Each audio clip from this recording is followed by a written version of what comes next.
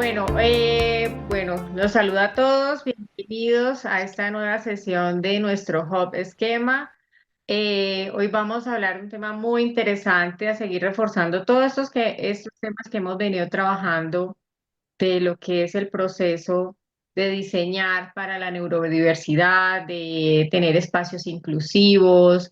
Y bueno, hoy nos acompaña la arquitecta Liliana Gutiérrez, que es la fundadora y CEO de Estudio Sur. Muy juiciosa, ella muy aplicada en sus procesos de investigación y muy inquieta también, colaboradora de esta familia de Esquema. Y Liliana, te damos la bienvenida y bueno, qué rico que nos regalas este espacio para compartir con todos nosotros. No, Bienvenida. feliz de estar aquí. Muchas gracias por la invitación, Lorena. Me siento honrada de poder estar compartiendo esta información con todos ustedes. Vamos a tratar de abordar muchos temas en muy poco tiempo. Entonces, siempre me gusta comenzar presentándome, poniéndole una cara a la persona que está hablando y contándoles un poco sobre quién soy yo. Luego vamos a ver un poco de dónde viene mi inspiración para este tipo de investigaciones. Entonces voy a tener unas 2 o 3 diapositivas de dónde viene esa inspiración. Y luego entraremos a abordar este apasionante tema de cómo podemos diseñar para la neurodiversidad y pensar en que todos cabemos, que esa es el objetivo principal de esta charla. Entonces, quisiera comenzar eh, am, diciéndoles que una de mis grandes pasiones, esperen que no está pasando la diapositiva, ahora sí.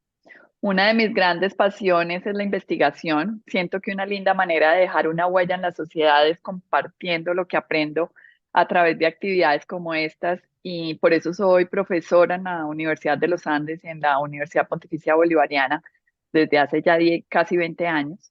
Soy conferencista, he tenido la oportunidad de participar en este tipo de eventos no solo en Colombia, sino en otros países. He participado en webinars, en conversatorios también.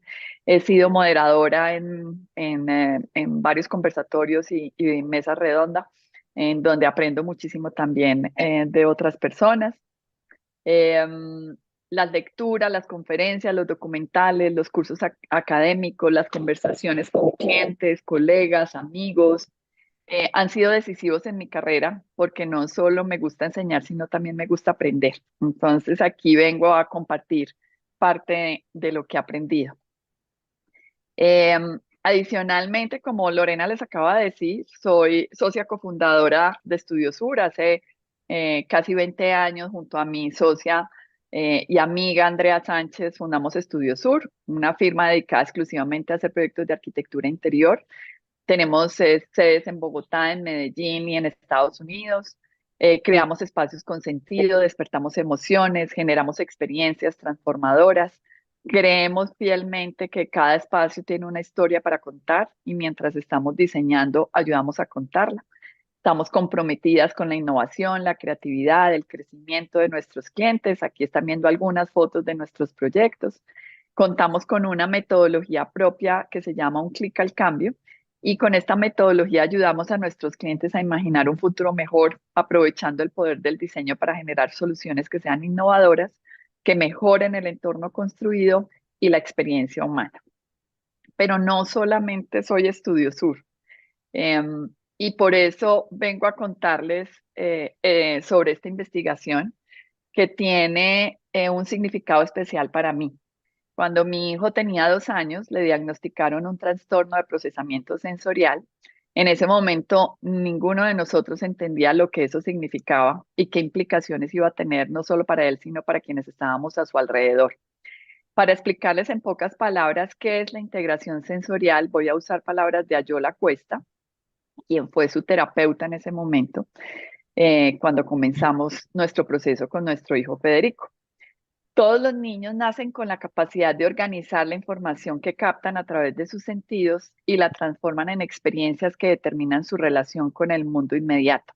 Pero en algunos casos hay disfunciones en el proceso de la integración sensorial y las palabras y las ideas no son suficientes para que el cerebro organice eficazmente los estímulos que percibe.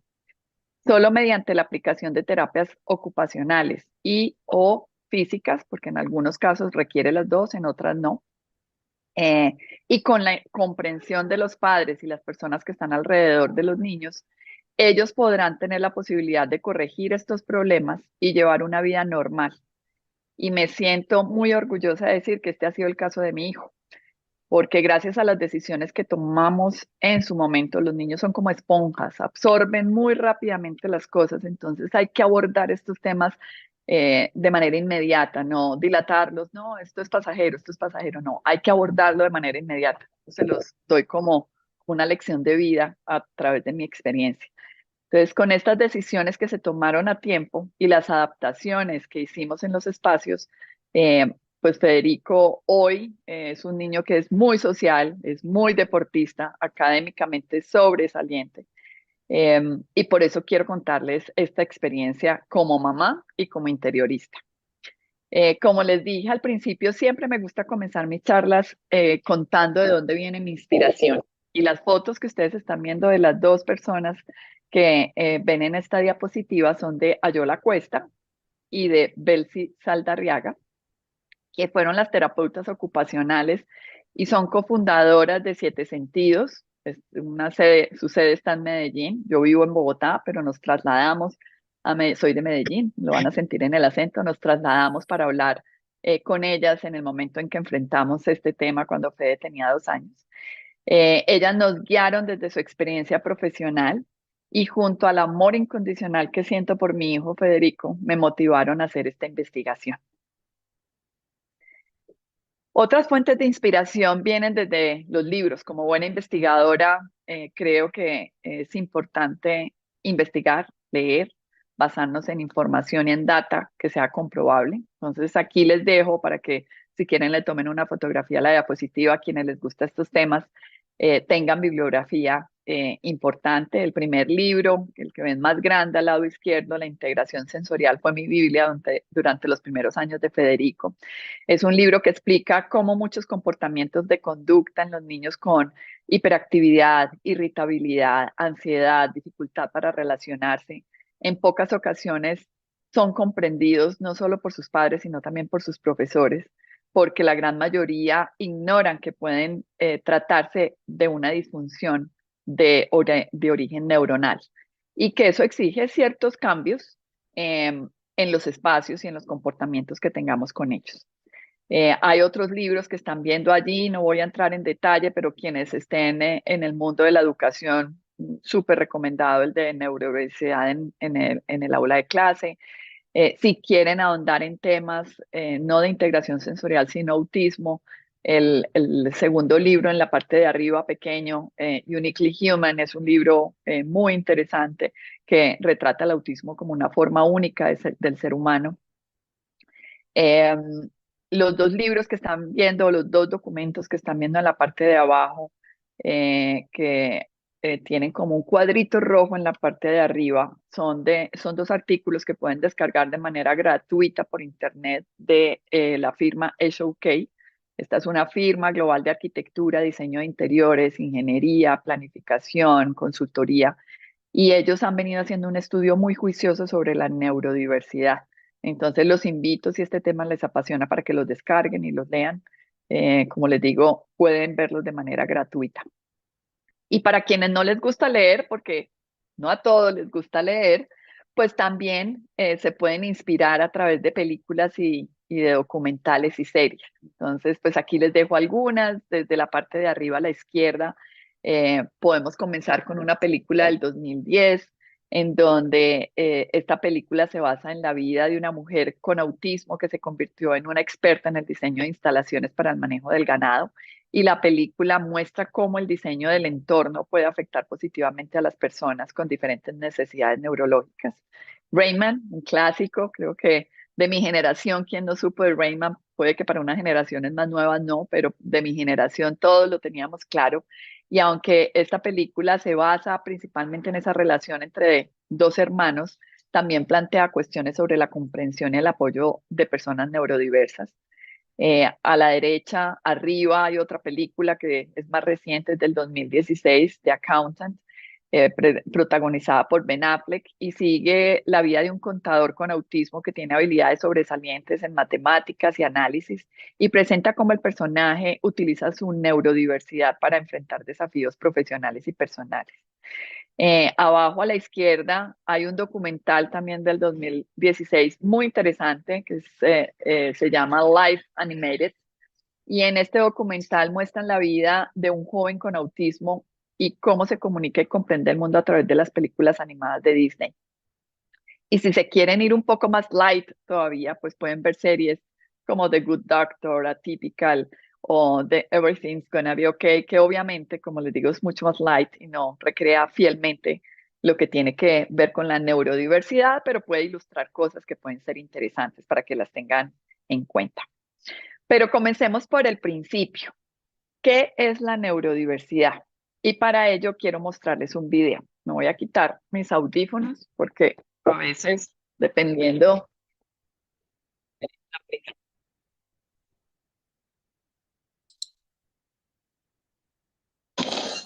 Oye,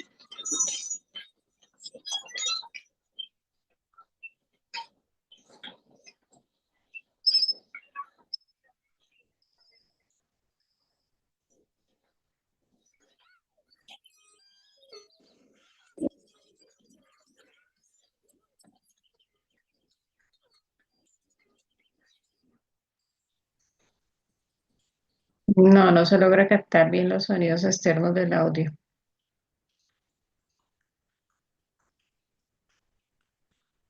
Pero si quieres también puedes compartirnos el enlace aquí por el chat. igual a través del video están captando un poco cómo este niño percibe el mundo a través de lo que pasa.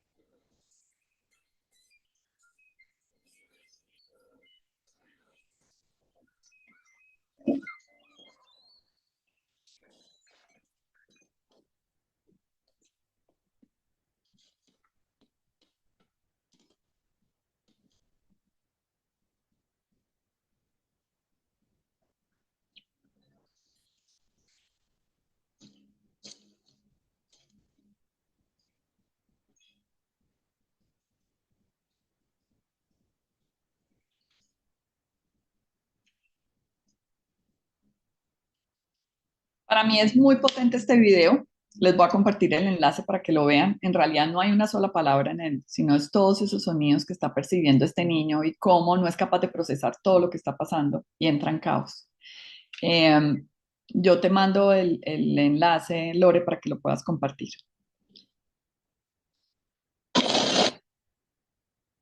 Es importante recordar que todos tenemos cerebros únicos. Y si bien puede ser útil para nosotros comprender los rasgos comunes en una condición o neurotipo particular, la neurodivergencia es infinitamente variada y por lo tanto incluso dos personas con el mismo neurotipo experimentarán las cosas de manera diferente. Voy a hacer un paréntesis aquí. ¿Me están oyendo bien o me pongo nuevamente los audífonos? No, te estamos escuchando bien.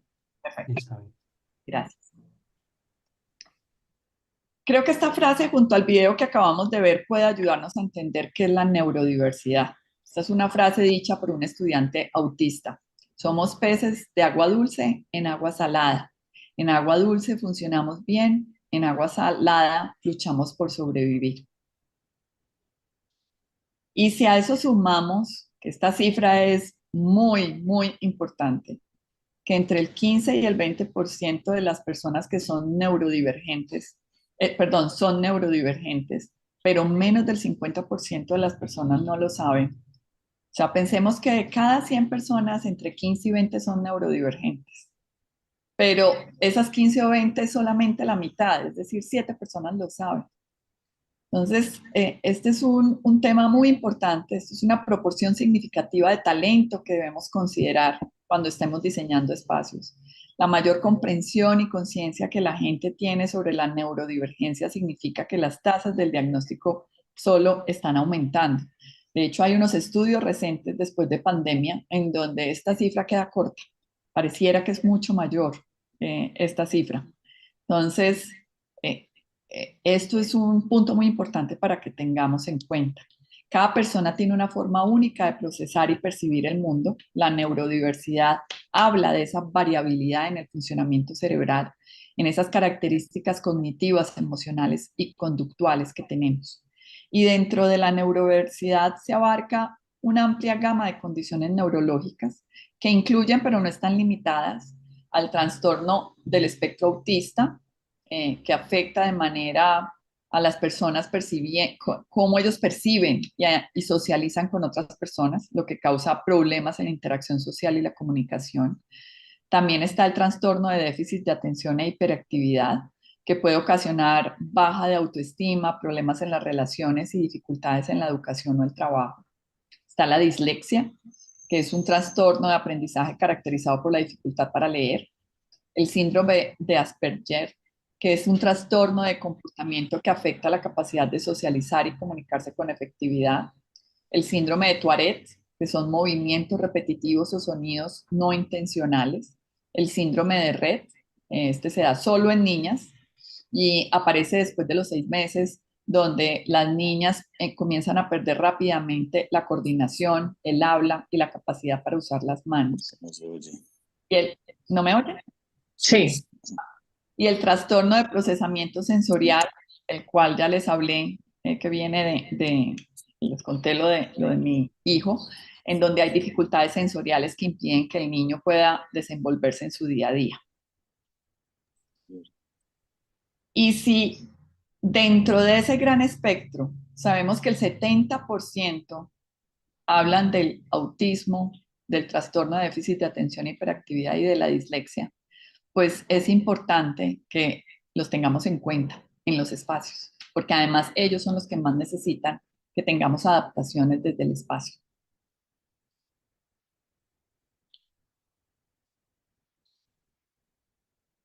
El surgimiento de líderes neurodivergentes exitosos como Richard Branson, que sufre de dislexia, o Elon Musk, que está dentro del espectro autista, o el fundador de IKEA, que tiene dislexia y tiene también déficit de atención, han defendido las fortalezas y las posibles ventajas comerciales del pensamiento neurodivergente, en vez de ver una variación natural del pensamiento como algo roto que debe ser arreglado. Entonces, estas son inspiraciones que tenemos que tener en cuenta, que no nos pueden limitar. Estos son personajes que todos hemos visto que han transformado el mundo que habitamos hoy.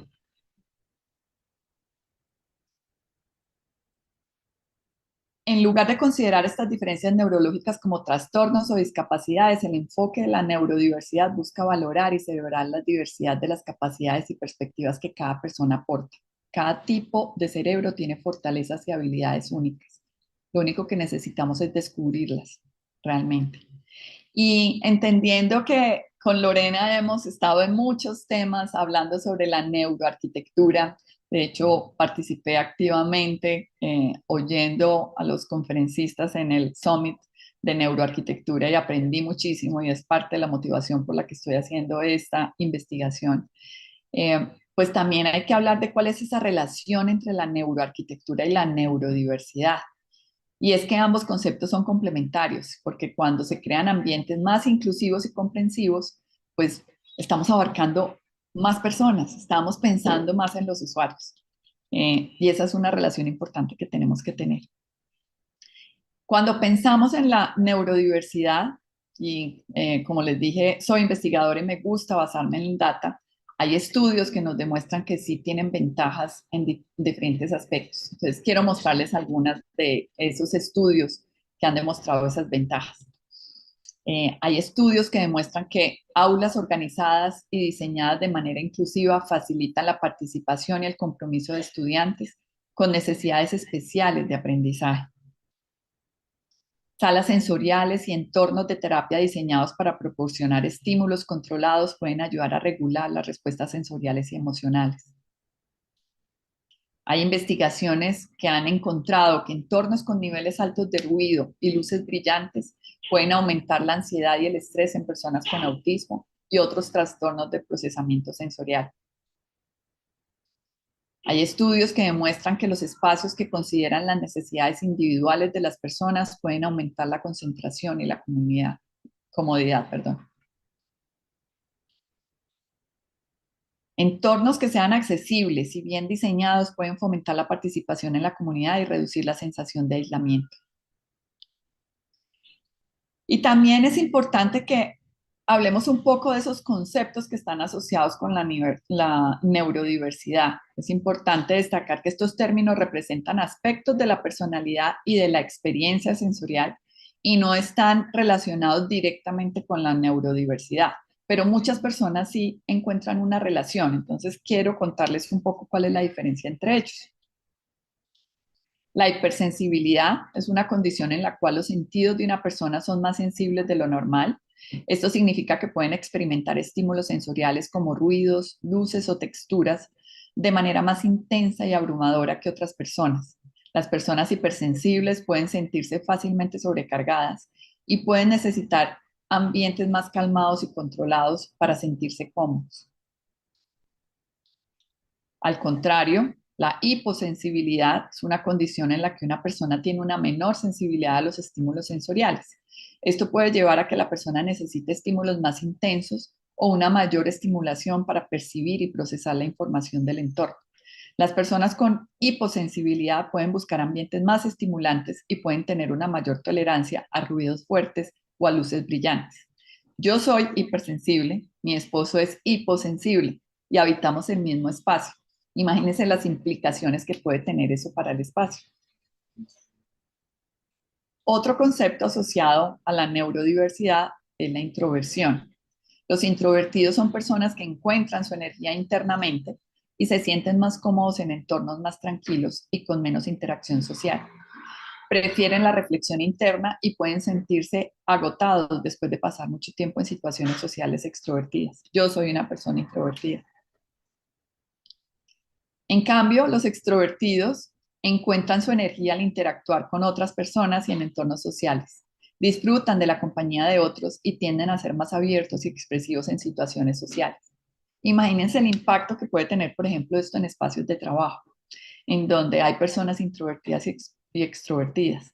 Yo me concentro más en un espacio que es controlado para trabajar. Los extrovertidos requieren estar en contacto con otras personas todo el tiempo. Entonces, esas son condiciones con las que habitamos el día a día según las actividades que realizamos. Y dicho todo esto, la pregunta sería si el espacio afecta a las personas neurodiversas.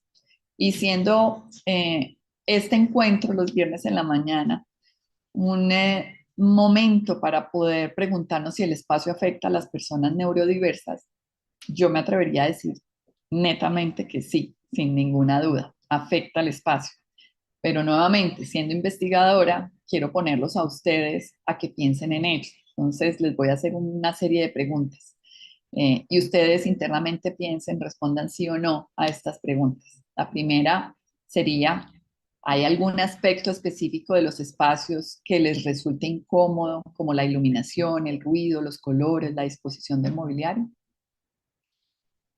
¿Se sienten inseguros en espacios que frecuentan regularmente? ¿Han experimentado dificultades para concentrarse o participar en actividades debido a la configuración de un espacio? ¿Hay elementos en los espacios que puedan afectar su bienestar emocional? ¿Creen que realizar ajustes en los espacios que habitan podrían mejorar su experiencia y comodidad? ¿Hay situaciones que evitan debido a las condiciones del espacio? ¿Consideran que el diseño de los espacios influye en su nivel de estrés o ansiedad? Estoy segura, sin ni siquiera pedirles que levanten las manos, que todos respondieron sí, al menos a una de estas preguntas. Tengan presente que para las personas neurodivergentes, el número de respuestas positivas podría ser todas. Existen muchos retos para las personas con diferentes niveles de sensibilidad sensorial. Estos desafíos pueden generar incomodidad, estrés, dificultades en el bienestar y en algún momento puede generar hasta dolor. Entonces, analicemos cuáles son esos retos que ellos enfrentan. La iluminación insuficiente o deslumbrante puede causar fatiga visual y dificultad para la concentración y el rendimiento. Un ambiente ruidoso y con ecos puede ser especialmente problemático para personas con hipersensibilidad auditiva, dificultando la concentración y la comunicación. Tener temperaturas demasiado altas o demasiado bajas en los espacios interiores puede generar malestar físico y afectar la comodidad de los ocupantes. Los olores intensos, como productos de limpieza, perfumes, alimentos, pueden ser abrumadores para personas con hipersensibilidad olfativa. Superficies rugosas, ásperas o táctiles pueden ser incómodas o incluso dolorosas para personas con hipersensibilidad táctil. Combinaciones de colores brillantes o contrastantes pueden resultar abrumadores para algunas personas. Una sobrecarga visual, como una decoración recargada o estímulos visuales desordenados, puede ser perturbador para algunas personas. Para abordar todos estos desafíos sensoriales en los espacios interiores, es esencial adoptar un enfoque inclusivo y considerar las diferentes necesidades y sensibilidades de los ocupantes. El espacio tiene un efecto profundo en cómo procesamos la información y experimentamos en el mundo que nos rodea. Para mí esta es una conclusión importante en la investigación que he hecho y que es importante tener en cuenta. El diseño para la neurodiversidad nos recuerda que la discapacidad no reside en las personas, sino en un entorno que no se adapta a las necesidades individuales. Y como creadora de espacios, nosotros hacemos siempre auditorías desde el diseño neurodiverso. Y me gustaría que mis colegas allá afuera cada vez lo hagan con mayor fuerza, que estén todo el tiempo haciendo preguntas para evaluar el grado de amigabilidad de las personas que son neurodiversas y de esta manera identificar áreas que se puedan adaptar de una mejor manera para cada individuo. Entonces, comencemos hablando de la estimulación sensorial y las preguntas que podríamos hacernos es si hay ruidos constantes o inesperados en el espacio que puedan causar ansiedad, si la iluminación es adecuada y se puede ajustar según las necesidades de las personas, o si hay colores o patrones visuales que puedan ser abrumadores o que distraen. Si hablamos de organización y estructura, las preguntas que nos podemos hacer es si el diseño del espacio proporciona una clara orientación y flujo, si los espacios están bien definidos y separados para facilitar la concentración y evitar distracciones, y si hay una lógica en la disposición del mobiliario y las áreas funcionales. Si hablamos de flexibilidad y opciones, las preguntas deberían ser si el espacio ofrece diferentes opciones de acuerdo con los estilos individuales de las personas, si se proporcionan materiales y recursos alternativos para satisfacer las necesidades de los usuarios, si hay adaptaciones disponibles para personas con movilidad reducida o necesidades especiales. Si hablamos de zonas de calma y privacidad, deberíamos pensar en si se han designado esas áreas de calma, donde las personas pueden retirarse cuando se sienten abrumadas, si existen espacios para el descanso y para tiempos tranquilos, si las áreas de privacidad están bien señalizadas y son accesibles. Y por último, si hablamos de comunicación y señalización, las preguntas que debemos hacernos es si la señalización es clara, legible y fácil de seguir, si se utilizan símbolos y pictogramas comprensibles para facilitar la orientación, si hay opciones de comunicación alternativas, sí que sean alternas, perdón, disponibles para personas con dificultades para el lenguaje. Yo sé que muchas personas no tenían en el radar el tema de la señalización cuando se habla de la neurodiversidad, pero recuerden que las personas neurodiversas, para ellos es muy importante anticiparse, tener claro qué es lo que sigue. Los niños en los colegios, cuando son neurodivergentes, es muy importante que sepan el orden de las clases que van a tener, de qué espacio a qué espacio van a pasar. Entonces, este tipo de temas desde la parte de la señalización es súper importante para que lo tengan en cuenta. Y me gustaría continuar, perdón, aquí no pasé, aquí estaban los temas que estábamos hablando. Me gustaría ahora darles algunas estrategias para espacios inclusivos. Diseñar para la neurodiversidad es un acto de empatía y comprensión cuando los entornos son más accesibles para una gama más amplia de personas creamos una sociedad más diversa y equitativa donde todos podemos prosperar. Entonces, comencemos con este esquema que explica un poco cómo los espacios para la neurodiversidad pueden ofrecer calma, control y claridad. Esos son como los tres ítems más importantes que debemos ofrecerle a los neurodivergentes. Hablemos un poco de cada uno de estos términos. Logramos calma a través de espacios serenos y de recarga. Ofrecemos control a través de un ecosistema de espacios que permita decidir dónde me puedo concentrar, dónde puedo colaborar, dónde puedo socializar, dónde puedo jugar.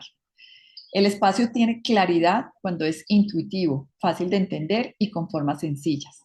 Estos tres elementos se logran a través de mobiliario, iluminación, texturas, tratamientos acústicos, distribución espacial, señalización, biofilia y los elementos que ofrezcan seguridad dentro del espacio. Ahora hablemos un poco de los sentidos. Siempre, y este esquema, este dibujo que están viendo ahí, siempre pensamos que tenemos solo 5 sentidos: el tacto, el gusto, la vista, el olfato, el oído, pues oír. Pero en realidad, Ana Monviero, que ha sido parte de esta gran comunidad, ella ya ha detectado 33 y cada vez se siguen detectando más. Entonces es importante que tengamos en cuenta los sentidos porque estos son los órganos por los que recibimos esos estímulos y a través de ellos es que empieza a llegar toda esa información a nuestro cerebro. Entonces es muy importante que tengamos en cuenta con las personas neurodiversas eh, todo lo que percibimos a través de los sentidos.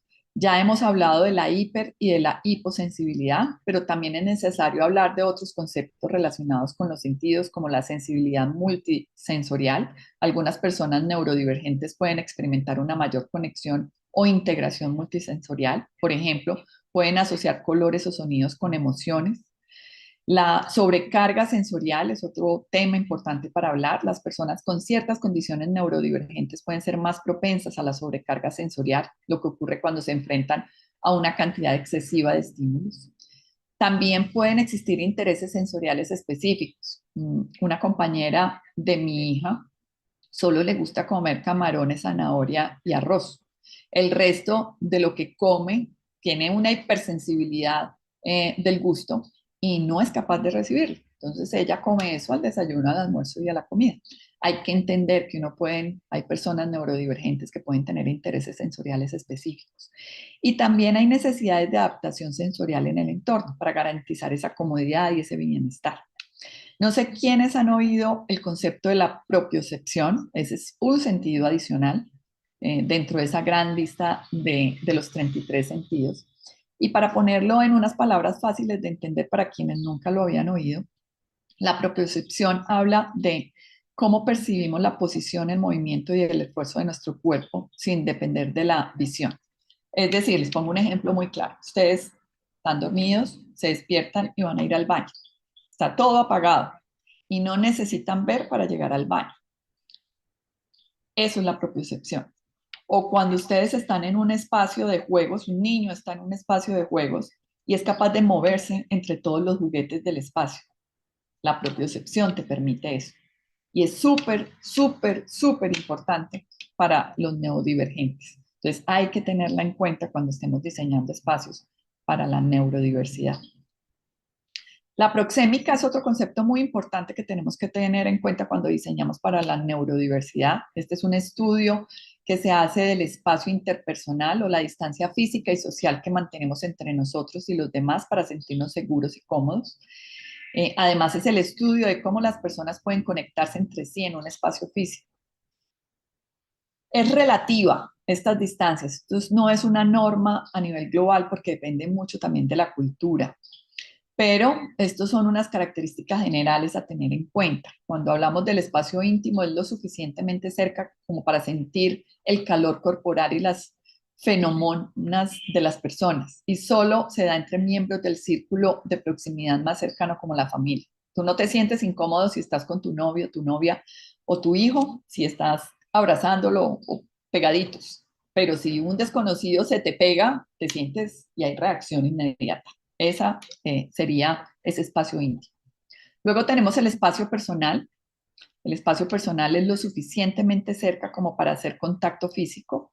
hacer contacto visual y participar en intercambios sociales. Y luego tenemos el espacio social, que como no podemos tocar ni sentir el calor corporal, debemos confiar en, por ejemplo, la parte visual y auditiva para poder establecer conexiones. La proxémica es una herramienta útil para comprender cómo el espacio y la distancia interpersonal pueden influir en la comunicación y las relaciones humanas. También debemos hablar de la distribución espacial, y es que una disposición del espacio y del mobiliario que dificulte la circulación o cree espacios congestionados puede aumentar la ansiedad en personas que son sensiblemente o están dentro del espectro neurodiverso. Para muchas personas neurodivergentes, la naturaleza y los entornos naturales pueden tener un efecto positivo en su bienestar. Algunas investigaciones sugieren que la conexión con la naturaleza puede tener beneficios terapéuticos y emocionales para personas neurodivergentes, al reducir la ansiedad y el estrés y mejorar las regulaciones emocionales. También podemos generar espacios que tengan una estimulación sensorial controlada. Algunas estrategias podrían ser opciones de elección y control de nivel de interacción con diferentes estímulos sensoriales, ambientes tanto relajantes como estimulantes con niveles de iluminación y tratamiento acústico variado, o una paleta de colores calmante con áreas para una mayor estimulación según la actividad. También debemos hablar de la flexibilidad y la adaptabilidad, y algunas estrategias que podríamos implementar es permitir tener opciones para moverse y ocupar espacios donde uno se sienta más cómodo según la actividad que va a realizar. Espacios claros y organizados que alivien el desorden y los entornos caóticos.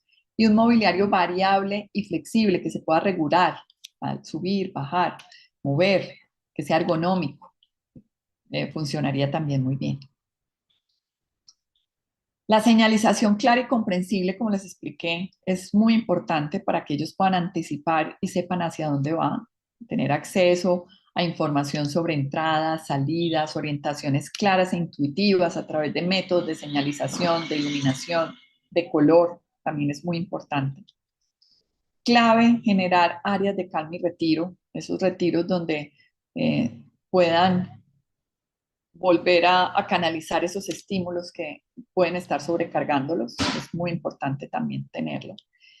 El mobiliario que sea cómodo y ergonómico. Importante tener en cuenta el tema de los colores, con lo que les hablaba hace un rato, si queremos hiper o hipo, dependiendo de los colores que utilicemos.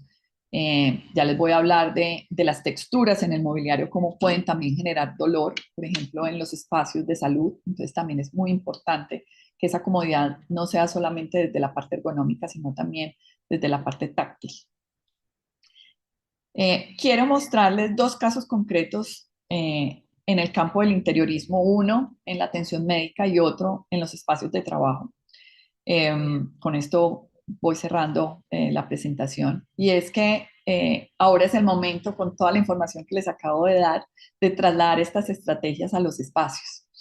Entonces, lo primero que les diría es que tengan en cuenta cuando estén diseñando espacios de atención médica, que sean espacios que ofrezcan claridad, que haya repetición, que sean previsibles, que permita orientación y que ojalá involucren elementos biofílicos. Recuerden que la biofilia no es solo tener plantas en el espacio. La biofilia puede ser tener iluminación natural, tener formas que sean sinuosas, tener imágenes, fotografías, pinturas, colores que evoquen la naturaleza para que lo tengan presente. En los espacios de salud vamos a hablar ahora de algunos puntos concretos. Sería importante que las personas tengan un control sobre el entorno y algunas de esas estrategias podrían ser tener una iluminación regulable y que los pacientes puedan controlar. Recuerden, y quienes han sido pacientes o acompañantes de pacientes en clínicas, en la noche el tema de la iluminación en una habitación, cómo puede ser, cómo puede irritar, y si eres una persona neurodiversa, cómo puede afectarte. Entonces, permitir que sea regulable sería una herramienta muy útil.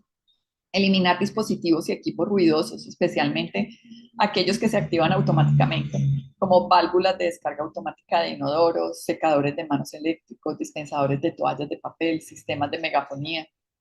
Tener control de temperatura individual, nuevamente, o muy frío o muy caliente, puede generar impactos. Lo mismo que el tema del mobiliario, el que les mencionaba ahora, que puede estar relacionado a su seguridad y también a la percepción sensorial. El mobiliario debe ser adecuado en temas de color, de texturas y de sonido. No pueden producir sonidos ruidosos. A veces son materiales súper plásticos que generan ruidos de eso que le da a uno como escalofrío. Pues si a mí me da escalofrío, imagínense de pronto una persona hipersensible al tacto, lo que le puede generar de dolor. Entonces, eso también lo tenemos que tener en cuenta. Es importante generar espacios que sean relajantes, en donde se puedan proporcionar espacios de juegos sensoriales, por ejemplo, para niños, en donde sea baja la estimulación, donde el desarrollo de esos espacios lúdicos y de áreas comunes puedan estar pensados con colores y tonos y texturas y formas y estructuras que les permitan a ellos interactuar. Muchos pacientes neurodiversos se sienten reconfortados con una sensación de encierro. La fotografía que están viendo es un poco eso, o sea, están en un ambiente contenido y eso les da seguridad. Entonces, el tema del nicho, del refugio, puede ayudar a bajar la ansiedad en un espacio de salud, para que lo tengan en cuenta. En habitaciones, por ejemplo, de espacios pediátricos, sería importante pensar en camas que sean bariátricas, es decir, mucho más grandes, para que los niños se puedan acostar con su papá o su mamá o esa persona que le da tranquilidad. Tener asientos terapéuticos que sean mecedores y columpios. Los niños neurodiversos en muchos casos requieren moverse, hacer este tipo de movimientos para poder tener control. Entonces, tener columpios o mobiliario que permita el movimiento puede ayudar muchísimo también. El tema de los colores que les estaba mencionando. Si lográramos que las habitaciones, por ejemplo, en los niños, de los niños pediátricas tengan, y de hecho también en los adultos, y sobre todo en los neurodivergentes que requieren tanto este tema de la anticipación, que se sientan más como una habitación de la casa, pues eso va a permitir que los tranquilice un poco. Si además pudieran ver la habitación antes de ir, si van a tener una operación, una intervención quirúrgica, y a través de la entidad de salud uno pudiera mostrarle a estas personas neurodiversas cómo es las habitaciones, eso les va a bajar la ansiedad. Entonces esa también puede ser una herramienta muy importante. Y los principios biofílicos que ya les mencioné un poco antes. También se pueden tener estrategias desde la parte operativa y tecnológica, no solo desde el diseño. Aquí cabe lo que les acabo de decir de poder ver las habitaciones o tener videos previos a la llegada y poder a través de recorridos de realidad virtual entender cómo va a ser el recorrido dentro de la entidad de salud. Eh, Creo que a todos nos ha pasado que cuando tenemos que acudir a una entidad de salud nos preguntan las mismas cosas 3 veces, desde que entras, luego cuando pasan a hacerte la primera revisión, luego el médico vuelve y te lo pregunta. Si tuviéramos aplicaciones desde la parte de la tecnología para poder incluir esa información y que no te lo estén preguntando, también tendríamos la posibilidad de bajar la ansiedad en las personas neurodiversas. Bueno, estas por decir algunas más, me he estado extendiendo un poco. Y esto me lleva a, siempre me gusta tener palabras, quotes, dichos por otras personas que estén investigando este tema. Entonces quiero comenzar el cierre de mi presentación con esta frase inspiradora de Scott Barry, que es un científico cognitivo, presentador de podcast y escritor de divulgación científica. Y él en esta frase habla sobre la neurodiversidad. Dice que el diseño para la neurodiversidad nos desafía a pensar más allá de las soluciones convencionales y a encontrar nuevas formas de adaptarnos a la diversidad humana. Y por eso quisiera compartirles algunas de esas ventajas de las personas neurodiversas. Las personas neurodiversas son muy creativas, tienen habilidades únicas de pensamiento y de resolución de problemas, lo que puede conducir a enfoques creativos e innovadores para los desafíos laborales. Son especialmente hábiles en detectar detalles y patrones que otros pueden pasar por alto, lo que puede ser beneficioso en tareas que requieran precisión y minuciosidad. Algunos tienen habilidades especializadas en áreas específicas. A menudo poseen habilidades analíticas destacadas, lo que puede ayudar a abordar problemas complejos y tomar decisiones fundamentadas. Pueden mostrar un enfoque excepcional en tareas que les interesen particularmente, lo que puede conducir a una alta productividad en esas áreas. Han desarrollado habilidades de resiliencia y adaptabilidad para superar obstáculos y desafíos, lo que puede ser una ventaja en un entorno laboral cambiante. La neurodiversidad aporta una amplia gama de perspectivas y enfoques, lo que puede enriquecer el proceso de toma de decisiones y la creatividad de un equipo. ¿Quién no quiere tener personas con este tipo de habilidades? Estamos hablando de cosas maravillosas. y estamos en muchos casos descartándolas por no pensar en el espacio cómo podemos atraerlas. Y por último, quiero darles algunas estrategias también de neurodiversidad en espacios de trabajo. Ya hemos hablado de cómo los sistemas sensoriales de las personas neurodiversas suelen presentar hipersensibilidad. Y es por eso que en el diseño de los espacios de trabajo es importante que entendamos cómo podemos responder a ellos. Porque para unos vamos a necesitar muchas cosas, para otros no. Entonces, ¿cómo lo podríamos lograr? Algunas empresas ya han comenzado a ver la ventaja competitiva, perdón, como JP Morgan, como Deloitte, como Microsoft, como Google, que tienen destacados programas de neurodiversidad y estrategias de contratación con resultados que justifican los esfuerzos. En el caso, por ejemplo, de JP Morgan Chase, informó que después de 3 a 6 meses de trabajar en su grupo de tecnología de banca hipotecaria, los empleados autistas hacían el trabajo de personas que normalmente requerían 3 años de capacitación y eran un 50% más productivos. El desafío surge con la creación de lugares de trabajo y normas laborales que permitan a los trabajadores neurodiversos prosperar. Y esta frase del director de JP Morgan Chase sobre personas neurodiversas creo que es muy importante. Creo firmemente que las empresas podrían beneficiarse de tener empleados, que ven las cosas de una manera poco convencional, lo cual es algo que hay que recordar cada vez que un individuo dentro del espectro busca trabajo. Y ahora voy a mostrarles un video con el que ya vamos a cerrar esta charla, de algunas estrategias que podríamos llevar a los espacios de trabajo. Vale aclarar, este video no es mío, es de HOK, pero me tomé el tiempo de hacer las traducciones a español para quienes no hablan inglés y resume un poco todo lo que hemos hablado.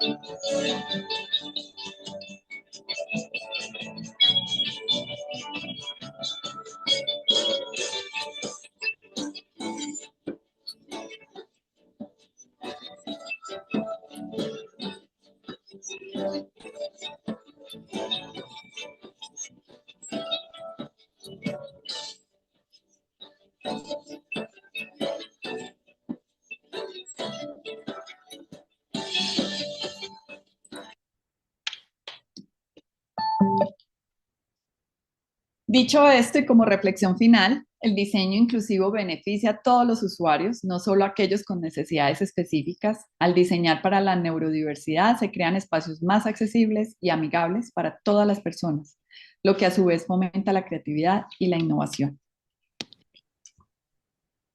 Mi querida Liliana, muchísimas gracias por este espacio, un resumen y un tema muy conciso en tu presentación. Y, Eh, y antes de las preguntas, todavía tengo 15 minuticos, les dejo, ahí hay un código de barras, por si con su celular pueden acceder o si no, entran a mentimeter.com con el código 1449296, porque sí me gustaría saber qué es lo que más le llamó la atención de esta presentación, si hubo ciertas partes que fueron particularmente útiles para ustedes, pueden ser conclusiones, pueden ser nuevas perspectivas, pueden ser comentarios, pueden ser sorpresas, reflexiones, para yo aprender también de ustedes. Entonces, si me regalan 1 o 2 minutos, puede ser después de que acabemos respondiendo a través del código de barras o Mentimeter, les agradezco muchísimo. La diversidad de mentes es una fuente inagotable de innovación. El diseño para la neurodiversidad desbloquea el potencial creativo de todas las personas. Aquí estoy para responder las preguntas que tengan. Estaba viendo el chat y en algunas de las preguntas es si puedo compartirles la presentación. Como tal, la presentación no, pero sí le puedo mandar a Lorena las memorias de la presentación. Puedo mandar un transcript de toda la presentación para que Lorena se los pueda hacer llegar. Vamos a colocar, muchas gracias Liliana, importante esta información que nos la compartan.